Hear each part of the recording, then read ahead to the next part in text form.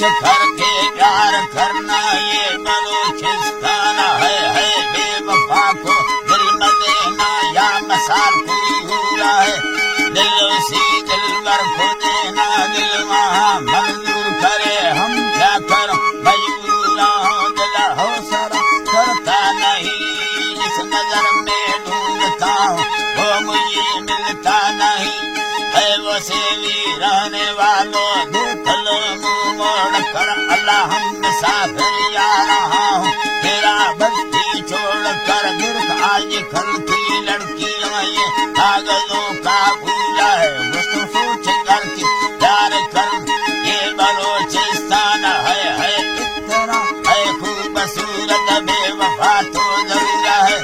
प्यार करके दिल जलाना ये तो इनका काम है मायलो नाड़ी नड़ानी जातर आले गया चुर आदमी ठंडा रखी हार रूमाले गुना बिड़ा हस्तगे दाबा थोड़ा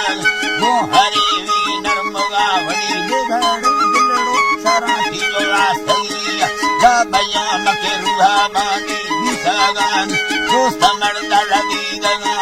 गजार रहना वाला नदी चीड़ खिल्ला जारे आदि सुषमा रगोंदा कागरो कदी सिनाग वंदे बुरा बलखंदा गंदा दरा बचोने सम हिरड़ा याना लाचू की बत्ती यंगरो के बंगारू ओ गंगाही छूटवा निशान लाई दिशा हो भंगोरे पुटा बुधवा नारी जरा की मंगुला की उर्भुना लहरणिया अल्लाह नी लहरणिया मसाहवल की गोरा गिदारी मर्दमा ऐलनी ने अमसरों आधुक लड़नों के निरा चुरा के तेला नया कई भागुलो लाना नया मत सो भरिया लिंदा गाया मचुकना पोहे नया हिंदू गुल्लाना निरा के तवजाता दिला मत कादरा किया नखान मैंने मैं सोहराए तुरा कसले नस्तान गंगा सह हीरारी मना मैं वटाना रोष हो रे द्रष्टान रावण माठ खुद महली लोग यार लाले भक्तला यदि भक्त देना भगड़ाए मंगला दूत बना नवाज मंतरारी नानरी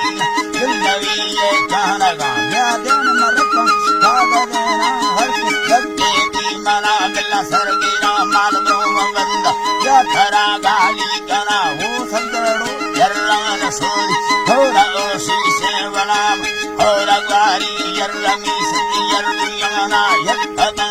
रेशने यतोरान हंगे दयाड़े गुरावानंब पुष्टर यर्मेरे बीजिते भस हंतगा में हीरो भूपी लाग यंवर अर्थगा सौदागरा ममन से भाभर बसाई सुख भुतोदा ठगा सोनार माता हील में रुक हजारे खर्चगा साहिगा मुझगा कहली भये लैन मंदा देर मामा हल्फगंदा ददुड़ाए चिठदा माथो पिदा पर आहुदारा दिनदा है दिल नवी धैयत तेरा हंड रखे खट्टान निंदी मोहरत हट्टे गुलामी दिल भंगा केड़दा माली यथे देरमा कसदा गमलाल देगा मूत तारे भी धमई घर बिहारो देगा जरूर दतिदा बत आएगा बरी मकारा बंदा नदारा दासवा दिलड़ो थई उजलड़ी रो सिंधनंदी ओए अल्लाह ठोकना वती मालका स्वाला रे सिद्धि खामंदा चारे दरा